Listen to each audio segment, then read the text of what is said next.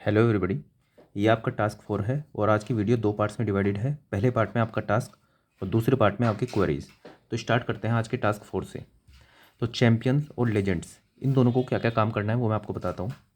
Champions को properties of fluids ये chapter पढ़ना है। कहाँ से पढ़ोगे आप? आपके जो अपने नोट्स होंगे उनसे आप पढ़ सकते हो, या फिर जसपाल सर के नोट्स मैंने अपलोड कर दिए हैं। जितना भी मटेरियल है सब मैंने जो अपलोड किया है 3 जगह पर अपलोड किया है। द सिविल बंदा टेलीग्राम चैनल, इसी वीडियो के पिन कमेंट में और इसी वीडियो के डिस्क्रिप्शन में, वहाँ से आप डायरेक्टली लिंक को क्लिक करके डाउनलोड कर सकते हो। तो वो आप नोट्स डाउनलोड कर लोगे।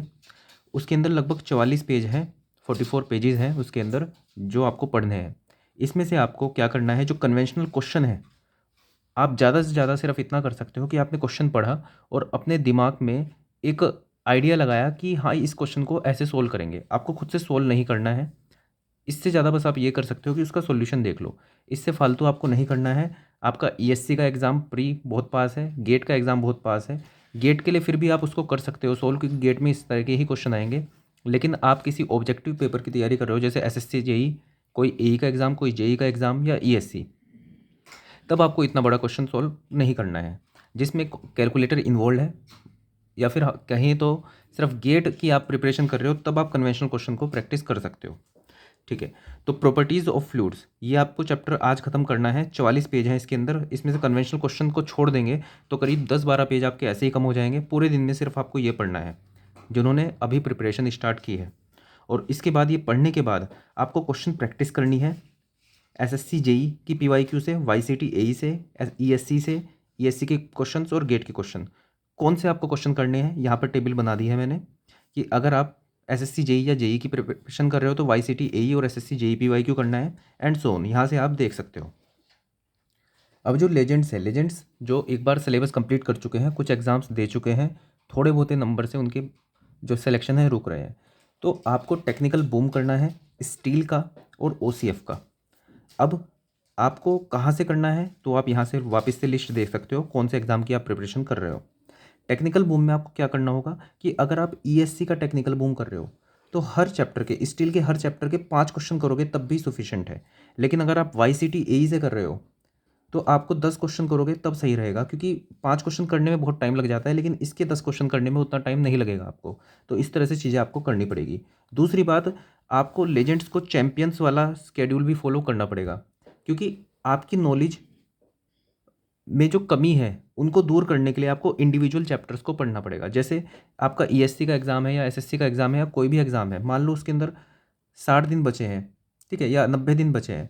अब 60 दिन में अगर जो आप 45 चैप्टर्स अलग से आप करोगे, मतलब आपकी नॉलेज में कोई कमी नहीं है, मैं मानता हूँ बिल्कुल, लेकिन फिर भी कुछ चीज़ें रह जाती हैं जो कि आपको नोट्स पढ़ने से ही आएगी। जब तक आप दोबारा से उस नोट्स को खोल के नहीं देखोगे। मुझे पता है कि बहुत बोरिंग होता है सब कुछ पढ़ने के बाद फिर से उसी चैप्टर को पढ़ना, लेकिन अपनी नॉलेज में एनहेंसमेंट के लिए वो आपको पढ़ना पड़ेगा।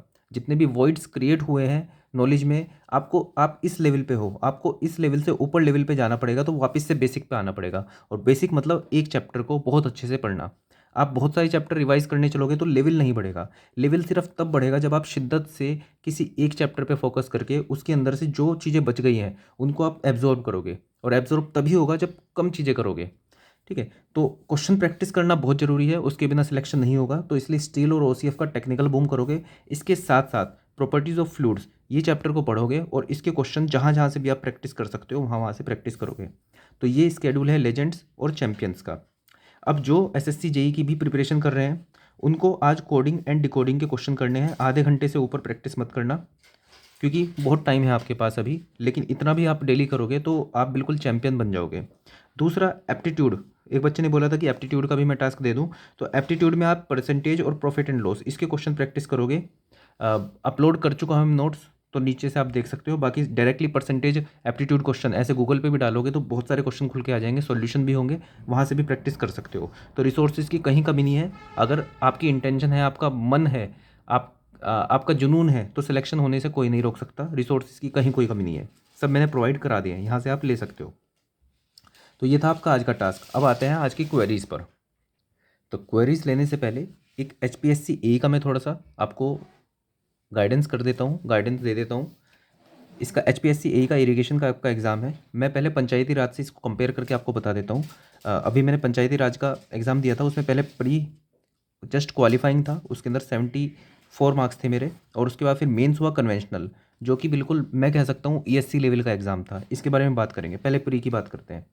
प्री में टेक्निकल लगभग 80% है, नॉन टेक्निकल 20%। इसमें हरियाणा जीके की आप बात करोगे तो बहुत बेसिक क्वेश्चन है। तो टेक्स्ट बुक से क्या करना, आप टेक्स्ट बुक से Haryana HCS Haryana civil services का एक वो बॉक्स खोल लेना, टेस्ट सीरीज़ खोल लेना। उसके अंदर बस बेसिक बेसिक से जो क्वेश्चन होंगे ना, ऐसा नहीं है कि चीज़ों को ख़त्म करना है आपको, बस डेली बेसिस पे 5-5 10-10 क्वेश्चन बस देखते हुए चलना, इतना काफ़ी रहेगा, क्योंकि ज़्यादा इन्वेस्ट नहीं कर सकते। इसके अंदर एप्टीट्यूड रीजनिंग भी आएंगे, उन पे भी आप थोड़ा थोड़ा सा ध्यान दे सकते हो, उतना काफ़ी रहेगा। आई मीन टू से चीज़ों को ख़त्म नहीं करना है, बस चीज़ों को डेली देखना है। अगर एप्टीट्यूड सिलेबस में है, बस थोड़ा सा देख लो, 10 क्वेश्चन 15 क्वेश्चन डेली के देख लो, रीजनिंग के 10-15 क्वेश्चन डेली के देख लो, और जीके के 10-15 क्वेश्चन डेली के देख लो, इतने से काम हो जाएगा। मेन फोकस रखना है आपको टेक्निकल पे। 80% आपका ऑब्जेक्टिव क्वेश्चन आएंगे यहाँ पे, और अच्छे लेवल के क्वेश्चन आएंगे। मतलब इसको आप मान सकते हो ESC से थोड़ा सा ही कम मान लो, या फिर YCT AE, इन दोनों को आपको करना है बहुत अच्छे से। तो टेक्निकल बूम से आपका पर्पस सोल्व हो जाएगा। एक बार PYQ देख लेना, जो इस बार आया था, अच्छे लेवल का पेपर था वो, ठीक है। तो 74 नंबर लाने में भी बड़ी दिक्कत हुई थी, क्योंकि नॉन टेक मैंने प्रिपेयर नहीं किया था, लेकिन हाँ टेक के भरोसे मैंने इतना स्कोर कर लिया था इसके अंदर। तो इसके अंदर प्री की आपकी स्ट्रेटेजी ये रहेगी कि आपको नॉन टेक बस डेली एप्टीट्यूड रीजनिंग जीके जो भी है इसके अंदर है, उसको बस डेली 30 मिनट दे दो। 30 मिनट में ये नहीं आपका एम होना चाहिए कि आज मैंने हिस्ट्री पढ़ी 30 मिनट में तो 4 क्वेश्चन ही कर पाया मैं, ऐसे तो कंप्लीट होगा ही नहीं। तो बस वो 4 क्वेश्चन ही कर लो। डेली करोगे तो 4 के 10 भी हो जाएंगे, 100 भी हो जाएंगे बड़े आराम से। एटलीस्ट पेपर के एक दिन पहले तक आपके पास 200-300 क्वेश्चन का पूल होगा, जिससे आप चीज़ों को सोल्व कर सकते हो। और 200-300 क्वेश्चन का पूल वो होना चाहिए, ऐसा नहीं कि बिल्कुल एक्स्ट्रा ऑर्डिनरी क्वेश्चन करो, सिर्फ और सिर्फ जो PYQ में आ चुके हैं हरियाणा के, वहाँ से उठा के करने हैं, ठीक है। जैसे मान लो इंडस वैली सिविलाइजेशन, इसके ही आपने 300 क्वेश्चन कर लिए, कोई फ़ायदा नहीं है। आपको क्या करना है कि हरियाणा सिविल सर्विसेज के या फिर हरियाणा JEE AE में जो क्वेश्चन जीके में पूछे गए हैं, करंट अफेयर हटा के स्टैटिक वाले पार्ट जो पूछे हैं उनको देख लेना, ठीक है। आगे बढ़ते हैं। ऐसे ही एप्टीट्यूड और ऐसे ही रीजनिंग, इनके क्वेश्चन आपको देखने हैं, कोशिश करना PYQ से ही देखना। आगे बढ़ते हैं टेक्निकल। टेक्निकल में आपको ऑब्जेक्टिव आएगा, तो आपको ESC और YCT AE, इनके क्वेश्चन करने हैं डेली बेसिस पे। तो टेक्निकल बूम के थ्रू करोगे तो सबसे सही रहेगा। तो मतलब DGP 3.0 जो मैं आपको टास्क दे रहा हूँ, ये डेली बेसिस पे करोगे, इनसे भी चीज़ें हो जाएंगी बड़े आराम से, बस डेली बेसिस पे आपको करना पड़ेगा। अब आती है बात मेंस की। टेक्निकल कन्वेंशनल पेपर इतना बढ़िया लेवल का था। 18 क्वेश्चन थे, 18 में से 15 करने थे, और हर एक क्वेश्चन के 2 या 3 सब पार्ट थे। अब मैं आपको एक एग्जांपल देके बताऊं, तो एक एक क्वेश्चन में इतनी बढ़िया मेहनत करवाई हुई थी इन्होंने, कि जैसे एक क्वेश्चन था, उसके अंदर आपके पास 2 लेयर दी हुई है सॉइल की, ठीक है, फाई चेंज किया हुआ है दोनों का। उसके बाद इसके अंदर आपको अर्थ प्रेशर डायग्राम बनाना है। अर्थ प्रेशर डायग्राम के बाद टोटल थ्रस्ट निकालनी है, और कहाँ पे इसकी ये अप्लाई हो रही है ये निकालना है। ये इमेजिन करो कितने क्वेश्चन, कितने नंबर में था। ये सिर्फ 5 नंबर का क्वेश्चन था। मतलब एक एक नंबर के लिए आपसे मेहनत कराई हुई थी। मतलब आपकी ओवरऑल नॉलेज बहुत अच्छी होगी तो आप इस पेपर को क्रैक कर पाओगे। तो आपको क्या करना है, ये जो है क्वेश्चन ज़्यादा अच्छे लेवल का नहीं है, ऐसा नहीं है कि बहुत टफ लेवल का है, लेकिन आपको बेसिक नॉलेज जरूरी है, प्लस आपकी स्पीड जरूरी है इसके अंदर। तो जैसे एक टी बीम का क्वेश्चन आया था, उसके अंदर टी बीम के अंदर आपसे मोमेंट ऑफ रेजिस्टेंस निकलवाया था। जो थर्ड केस होता है इसके अंदर, पहला केस होता है कि यहाँ पे आ गया, दूसरा केस होता है कि आपकी जो यहाँ पे न्यूट्रल एक्सिस है आपकी यहाँ पे आ गई, और तीसरा यह होता है कि न्यूट्रल एक्सिस यहाँ पे आ गई। तो थर्ड केस में इसका मोमेंट ऑफ रेजिस्टेंस निकला था, और ये आपका 10 नंबर में क्वेश्चन दिया था। तो मेहनत कराई हुई थी। दूसरा, आपका हर एक एस्पेक्ट टच किया हुआ था, ऐसा नहीं है कि कोई एस्पेक्ट छोड़ दिया। तो कन्वेंशनल को करने का तरीका, जो सबसे बेसिक वाले क्वेश्चन है, सबसे बेसिक वाले क्वेश्चन है आपको जो नोट्स में मिल जाएंगे। जैसे जो न्यूमेरिकल, लगभग न्यूमेरिकल पेपर था, ठीक है, जैसे SFD VMD प्रैक्टिस करनी है, जैसे अर्थ प्रेशर हो गया प्रैक्टिस करनी है। ये जो क्वेश्चन आपको दिखते हैं हर एक चैप्टर के, थंब मार्क जो आपके पास जो क्वेश्चंस होते हैं ना, वो करने हैं। जैसे शैलो फाउंडेशन है, उसके अंदर क्यू अल्टीमेट निकालना, ये बेसिक क्वेश्चन है, आता ही है, ठीक है। प्लेट लोड टेस्ट के बारे में, आई मीन टू से जो पहले बेसिक नोट्स के क्वेश्चन हैं डायरेक्टली न्यूमेरिकल्स में आते हैं, इतने टफ नहीं होते, लेकिन उनसे पूछी जाती हैं चीज़ें, वो करने हैं। दूसरा, ESC को रिपीट करते हैं।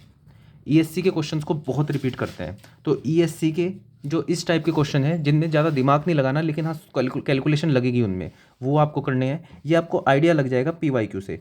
इसके अंदर हरियाणा सिविल सर्विसेज का जो ऑप्शनल का आपके पास था पेपर, उसको देख सकते हो, और ये जो इस बार पंचायती राज वाला आया था उसको भी आप देख सकते हो। दोनों को कंपेयर करना, जहाँ से उसके मैच हो रहे होंगे क्वेश्चन वहाँ से करना है। बाकी करने का तरीका, इन दोनों पेपर को तो अच्छे से करना। दूसरा, जो आपके नोट्स में क्वेश्चन दिए हुए हैं इसी लेवल के वो करने हैं। और तीसरा, ईएससी के पीवाईक्यू मेंस के वो आपको करने हैं। ठीक है, ये आपका तरीका रहेगा।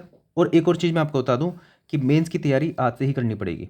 जैसे हमारा जब प्री का रिजल्ट आया था, प्री के रिजल्ट के बाद मेंस के लिए सिर्फ 1 महीने का टाइम दिया था।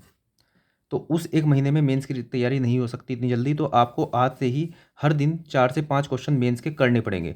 ठीक है, जो बहुत इंपॉर्टेंट क्वेश्चन हैं, जैसे मैंने आपको 2-4 एग्जाम्पल दे दिए, या फिर 2-4 एग्जाम्पल छोड़ो, आप एचसीएस का ऑप्शनल वाला पेपर उठाओ, पंचायती राज का ये क्वेश्चन पेपर आया था वो उठाओ, उन दोनों के क्वेश्चंस देखो, उनमें जो जो क्वेश्चन है सबसे पहले तो वही कंप्लीट कर लो, फिर उनसे मिलते जुलते क्वेश्चन कर लो, और जो आपके नोट्स में क्वेश्चन है उनको देखो।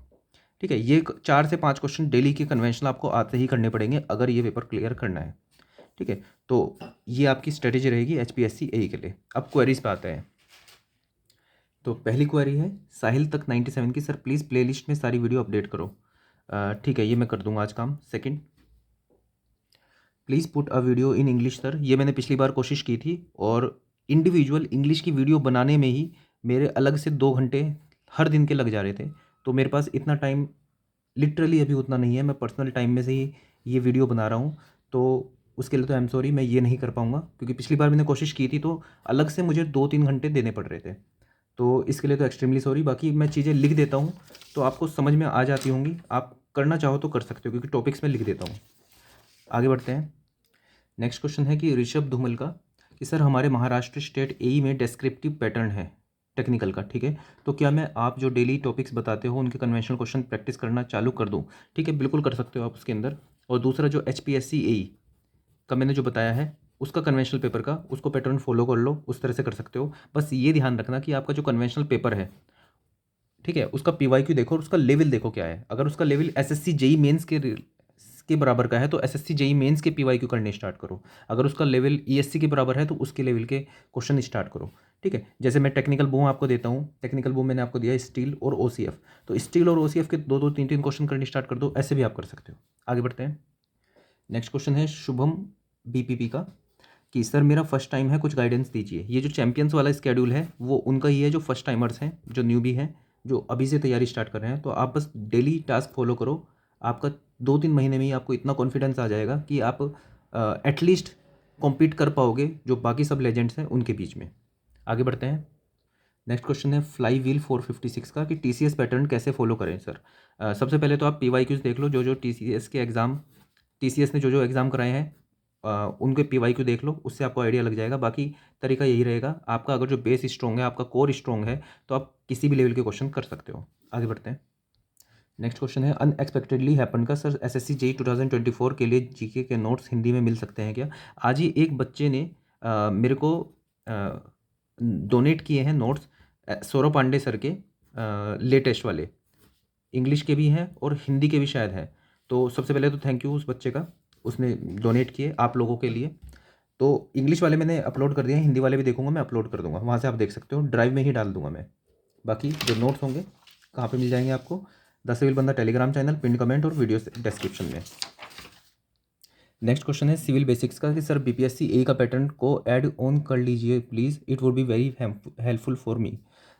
मुझे बीपीएससी ए का पैटर्न या मतलब पता नहीं है मुझे क्या है। बाकी देखो, टेक्निकल यही है, रीजनिंग का बता रहा हूँ, एप्टीट्यूड का बता रहा हूँ, हिंदी इंग्लिश का मैंने आपको बता दिया कि जो आपके अगर है आपके कोर्स में तो उनके 2-2 टॉपिक करते रहो। जीके का मैंने आपको बता दिया, जीके का बताना भूल गया मैं भी। जीके में क्या है, जो मैंने अभी नोट्स अपलोड किए हैं नए सौरभ कुमार पांडे सर के, डेली 2-2 पेज पढ़ते रहो, 2-2 क्या 1-1 पेज भी पढ़ते रहोगे आगे पीछे के, हिस्ट्री पॉलिटी ज्योग्राफी। 1 महीने में आपको इतना कॉन्फिडेंस आ जाएगा कि आपको लगेगा कि हिस्ट्री पॉलिटी ज्योग्राफी शायद मैंने आज तक नहीं पढ़ी थी, इसकी वजह से मेरे मार्क्स नहीं आ रहे थे।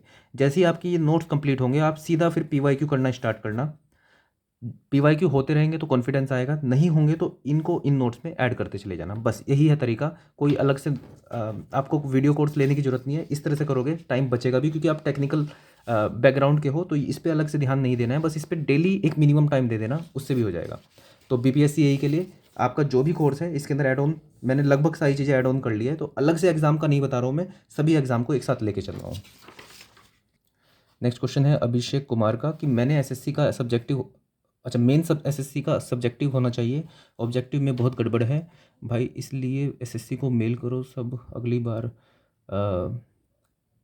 देखो पहले सब्जेक्टिव होता था, उसमें भी मार्किंग की वजह से किसी को बहुत ज़्यादा मिल जाते थे, किसी को बहुत कम मिल जाते थे। अब ऑब्जेक्टिव होता है, देखो हमेशा कहीं ना कहीं तो आपको कुछ गड़बड़ मिलेगी ही। वैसे ऑब्जेक्टिव में मुझे समझ में नहीं आ रहा क्या गड़बड़ है, लेकिन पर्सपेक्टिव होता है आपका, कुछ पर्सपेक्टिव होता है, आप सब्जेक्टिव में ज़्यादा अच्छा कर सकते हो, दूसरा ऑब्जेक्टिव में। तो अभी इन सब चीज़ों को साइड में रखो, जो आपके पास है, रिजर्वेशन हो गया या फिर पैटर्न हो गया, जो भी चीज़ें हैं, रिसोर्सेज हैं, वो सब सबके साथ है ऐसा ही। ठीक है, रिसोर्सेज की कभी कमी पड़ती थी कि किसी को कोचिंग के नोट्स मिल जाते थे, कोई कोचिंग से पढ़ लेता था। अब तो सब चीज़ें अवेलेबल हैं, नोट्स भी अवेलेबल हैं, वीडियोस भी अवेलेबल हैं। अब आपको बस पढ़ना है। अगर आप इन सब चीज़ों में अभी भी लगोगे, मेल वेल करके कुछ नहीं होने वाला है, कर दो। मैं कह रहा हूँ कि चलो कुछ नहीं होने वाला, ऐसे नहीं कह रहा हूँ मैं। आप जितने लोगों को इकट्ठे करके मेल कर सकते हो कर दो, चेंज हो जाए बहुत अच्छी बात है, लेकिन मेल करने के बाद फिर पढ़ना स्टार्ट करो। ऐसा नहीं कि सिर्फ आप इसी मुहिम में जुड़ गए कि आपको लड़ाई करके चेंज करवाना है। आपको आपका जो वर्क है कि आपको लगता है कि मेल करने से हो जाएगा, ट्वीट करने से हो जाएगा, तो मेल भी कर दो, ट्वीट भी कर दो, खुद से पोस्ट भी कर दो, वहाँ पे पहुँच भी जाओ एक दिन के लिए धरना देने के लिए। लेकिन ये सब करने के बाद पढ़ने बैठो, चेंज हो नहीं हो वो फिर बाद में छोड़ देना, लेकिन पढ़ना डेली बहुत ज़रूरी है। अगर ऑब्जेक्टिव हो चाहे सब्जेक्टिव हो, दोनों चीज़ों के लिए भी पढ़ना ज़रूरी है। तो पढ़ाई करते रहो, ये सब भी करना है तो वो भी करते रहो, लेकिन पढ़ाई इंपॉर्टेंट है, वो भी करना ज़रूरी है। आगे बढ़ते हैं। नेक्स्ट क्वेश्चन है प्रशांत जायसवाल का, सर बीपीएससी ए को भी ऐड कर दो, मैंने बता दिया इसके लिए। तुलसी तुरी का है कि वाईसीटी ए क्या है भैया? वाईसीटी है यूथ कॉम्पिटिटिव टाइम। इस ए इसके अंदर पूरे देश में जितने भी ए के पेपर हुए हैं उन सब के पीवाईक्यू को एक जगह दे दिया है। तो ये आपको डिस्क्रिप्शन बॉक्स में मिल जाएगी किताब, उसको आप देखोगे तो आपको बड़ा मजा आएगा उसके क्वेश्चन करने का, क्योंकि आप सीख लेते हो, कंसेप्ट आपने सीख लिया, लेकिन उसको अप्लाई आप करते हो सीधा एग्जाम में जाके। तो एग्जाम में जाने से पहले आप यहीं पे पीवाईक्यू देख लो साइक सारे, ताकि एग्जाम में इनमें से कोई पीवाईक्यू आ जाएगा, आप कर दोगे आराम से। ठीक है, एटलीस्ट कॉन्सेप्ट जो आपने पढ़ा है उसको जब तक आप अप्लाई नहीं करोगे क्वेश्चंस में, आपको नहीं पता चलेगा कि आपको कॉन्सेप्ट आया है कि नहीं आया। ठीक है, तो इसलिए वाईसीटी यही ज़रूरी है। बाकी आप इसको एक बार बुक को देखोगे तो बड़ा मजा आएगा आपको देख के भी। नेक्स्ट क्वेश्चन है आनंद शंकर सिंह का, सर बीपीएससी ए की वैकेंसी आने वाली है, प्लीज़ इसको भी मैंने कर दिया है, आपको बता दिया इसके बारे में। संजय कुमार इजोए का है कि एप्टीट्यूड के भी टॉपिक बता दीजिए सर। आज मैंने बता दिया है, परसेंटेज और प्रॉफिट लॉस करना है आपको आधा घंटा। आगे बढ़ते हैं। नेक्स्ट क्वेश्चन है रिजेश यादव का कि ईएससी के क्वेश्चन का एक्सप्लेनेशन कहाँ से लें, सोल्व करने में डाउट लगता है दो ऑप्शंस में। ईएससी के जो क्वेश्चन आप कर रहे हो ना, तो IES मास्टर की बुक से ही करना, क्योंकि उसके अंदर एक्सप्लेनेशन बहुत अच्छा है। तो ऐसा लगता नहीं है कि उसके एक्सप्लेनेशन को देखने के बाद कोई डाउट रहेगा, लेकिन फिर भी अगर जो आपके पास डाउट रह जाता है तो जो बेसिक नोट्स हैं सीधा उनके ऊपर रिफ़र करो, बेसिक नोट्स पे रिफ़र करो। कोई टॉपिक लगता है आपको नहीं आता है तो उसकी वीडियो देख लो। अगर ये सब करने के बाद भी आपका डाउट रह जाता है तो उसको रट लो, या फिर उस पर स्टार मार्क कर दो कि कभी जब आप करोगे तब समझ में आ जाएगा। अगर नहीं आता है तो बहुत क्वेश्चन है करने के लिए, आगे बढ़ो। नेक्स्ट क्वेश्चन पे आते हैं। नेक्स्ट क्वेश्चन है Shivam Tripathi, sir ITBP AC के बारे में प्लीज़ एक्सप्लेन करें, कहाँ मेडिकल वगैरह होता है और डिटेल्स। देखो इसके लिए पहले आपका फिजिकल होगा। फिजिकल में पता नहीं मुझे क्या पैरामीटर्स हैं, 100 मीटर हुई थी मेरी, तो 100 मीटर हुई थी, 800 मीटर हुई थी। ठीक है, लॉन्ग जंप हुई थी और आपका शॉर्ट पुट भी हुआ था। लॉन्ग जंप के लिए सबसे ज़्यादा मेहनत करनी पड़ेगी आपको, वो पहले ही करके रखना। 100 मीटर के लिए, इन दोनों के लिए सबसे ज़्यादा मेहनत लगेगी। 800 मीटर तो आप कर दोगे अगर आप ये दोनों कर सकते हो तो। उसके बाद प्री होगा आपका, कन्वेंशनल मेंस होगा आपका। ठीक है, उसके बाद मेडिकल होगा। मेडिकल के अंदर जितने भी पॉइंट्स हैं, ठीक है, सबको एक एक देख रहे हैं। सर्जरी को देख रहे हैं, दांतों को देख रहे हैं। दांतों को चलो उतना नहीं देख रहे हैं, अगर आपके दांतों में कैविटी होगी तो उसको फिल करा लेना पहले ही, ईयर वैक्स साफ करवा लेना। बाकी ये तो बहुत बाद के पॉइंट्स हैं। पहले तो आप फिजिकल क्लियर करो, प्री करो, मेंस क्लियर करो, फिर बाद में करेंगे मेडिकल की बात। बाकी हम मेडिकल में यह है कि जो जो पॉइंट्स उसके अंदर देखे बताए हुए हैं वो सब नोट हो रहे हैं। आपकी कभी सर्जरी हुई है, सर्जरी के लिए अलग बताए हुए हैं। चेस्ट का एक्सरे हुआ था, ब्लड टेस्ट हुआ था उसके अंदर। ठीक है, मतलब ओवरऑल पूरी बॉडी का टेस्ट हुआ था उसके अंदर। तो अगर आप उन स्टैंडर्ड्स को फुलफ़िल नहीं कर पा रहे हो तो एक बार कंसल्ट कर लेना। ठीक है, आप पहले देख लेना इस चीज़ को। बाकी अभी तो बहुत स्टेप हैं फिजिकल, प्री और मेंस, तो बाद में बात करेंगे इस बारे में। आगे बढ़ते हैं। नेक्स्ट क्वेश्चन है कि PM0075 का कि how to prepare for college placement, reply please. मेरा खुद कॉलेज प्लेसमेंट नहीं हुआ था, ठीक है, प्राइवेट कॉलेज से था मैं, और उस टाइम पे तो पता नहीं कैसी पढ़ाई की थी मैंने, तो इसके बारे में तो मैं आपको ज़्यादा नहीं बता पाऊँगा। लेकिन बस ये है, बेसिक यही है कि जो आपका कोर अगर जो स्ट्रॉन्ग है, ठीक है, जिस कंपनी में आप बैठने जा रहे हो वो कोर से ही पूछेगा। अगर आप सिविल से हो तो वहीं से कोर से आपसे सवाल पूछे जाएंगे, वो आपको आने चाहिए। बेसिक अगर जो टेस्ट होता है एप्टीट्यूड रीजनिंग का, उसके आप, ऐसा नहीं कि एप्टीट्यूड किसी का ज़्यादा कम है, आप एप्टीट्यूड के क्वेश्चन प्रैक्टिस कर लोगे तो वहाँ पे कर पाओगे। भले ही आपका एप्टीट्यूड बहुत अच्छा है लेकिन आपने एप्टीट्यूड के क्वेश्चन की प्रैक्टिस नहीं की तो आप वहाँ पे नहीं कर पाओगे। ये सिंपल सी बात है। तो जो चीज़ पूछी जाने वाली है उसको पहले से प्रिपेयर कर लोगे तो बहुत अच्छा परफॉर्म कर दोगे। ऐसे ही रो उठ के वहाँ पे चले जाओगे तो बहुत कम चांसेस हैं कि आप बाकी सबसे आउटस्टैंड करके क्वालिफाई कर पाओ, ठीक है। तो ये इस टाइप के टेस्ट होते हैं, उनको क्वालिफाई कर लो। प्लस कोर जो है ना उस पर ध्यान देना पड़ेगा। जिस चीज़ की कंपनी है एक बार उसके बारे में देख लो किस टाइप का काम करती है, उसी हिसाब से क्वेश्चन पूछे जाएंगे, ठीक है। आगे बढ़ते हैं। नेक्स्ट क्वेश्चन है दीनदयाल गुप्ता का, टेक्निकल बूम क्या है, कोई बताओ प्लीज़। बता चुका हूँ मैं आपको, रोज़ बताता हूँ। टेक्निकल बूम क्या है, जैसे मैंने बोला आपको आज स्टील का टेक्निकल बूम करना है, तो स्टील में जैसे आपने YCTAE की बुक उठाई, उसमें 1 2 3 4 5 6 7 8 ये इतने सारे चैप्टर हैं स्टील के। तो पहले चैप्टर में से 10 क्वेश्चन करने हैं, दूसरे चैप्टर में से 10 क्वेश्चन करने हैं, तीसरे चैप्टर में से 10 क्वेश्चन करने हैं। ये इंश्योर करेगा कि आपने स्टिल पूरा रिवाइज कर लिया। कोई माइनर सब्जेक्ट था वो आपने वैसे नहीं पढ़ा था तो उसके क्वेश्चन करके आपने उसके बेसिक क्वेश्चन कर लिए, ठीक है। हर एक चैप्टर रिवाइज हो गया, हर एक चैप्टर के फॉर्मूले रिवाइज हो गए, ये सब इंश्योर करता है। और इससे क्या होता है कि स्टिल ऐसे दो दो क्वेश्चन दो दो चैप्टर में आप दो दो सब्जेक्ट में आपको करने के लिए दे रहा हूँ, तो 6-7 दिन में आपका पूरा सिलेबस कवर हो जाता है। फिर पहले दिन से आप फिर से नए नए सब्जेक्ट करने लगते हो। तो इससे क्या होता है, हर हफ्ते आपका सिलेबस रिवाइज हो रहा है पूरा का पूरा। सारे क्वेश्चंस, सारे फॉर्मूले, लगभग सारे फॉर्मूले आपके रिवाइज हो जा रहे हैं। तो इसी तरह से प्रिपरेशन होती है और इसी तरह से चीज़ें आपको याद भी रहती हैं, ठीक है। आगे बढ़ते हैं। नेक्स्ट क्वेश्चन है कि हेलियोफाइल का कि sir please give advice for HPCL exam, only few days left. देखो सभी एग्ज़ाम की इसी तरह से प्रिपरेशन होगी आपकी। अगर जो कुछ दिन बचे हैं तो उसमें तो आपको बस टेक्निकल बूम करना है, टेक्निकल बूम, ये मैंने आपको बता दिया। और दूसरा होता है टेक्निकल पैकेज। टेक्निकल पैकेज में क्या करोगे कि HPCL या फिर जिस भी PSU, इसके आसपास की PSU जिसका पैटर्न इसके साथ सेम है तो आप क्या करोगे, टेक्स्ट बुक की टेस्ट सीरीज़ पे जाओगे, वहाँ पे आप जाओगे, इस क्वेश्चन पेपर को ओपन करोगे और सबमिट कर दोगे तभी के तभी। सबमिट करने के बाद आप पहले क्वेश्चन पे, दूसरे क्वेश्चन पे, तीसरे क्वेश्चन पे, ऐसे एक एक क्वेश्चन को देखोगे और आंसर सोल्व करोगे उसको। इससे PYQ आपका क्लियर हो जाएगा और जो जो PYQ पूछे गए हैं उनको आप सॉल्यूशन देख के कर सकते हो। ये आपको तरीका है टेक्निकल बूम और टेक्निकल पैकेज, इस तरह से आपको करना है आखिरी के कुछ दिन अगर जो बचे हैं। नेक्स्ट क्वेश्चन है कि इंजीनियर नवाज का कि एप्टीट्यूड भी टास्क में दीजिए। तो आज मैंने ऐड कर दिया था एप्टीट्यूड को भी। तो चलो ये आपका आज की वीडियो थी और टास्क मैंने आपको बता दिया और क्वेरीज आपकी ले ली। कल की वीडियो फिर से इस तरह से नया टास्क होगा, बस आप डेली टास्क करते रहना। So that's all for this video. Thank you.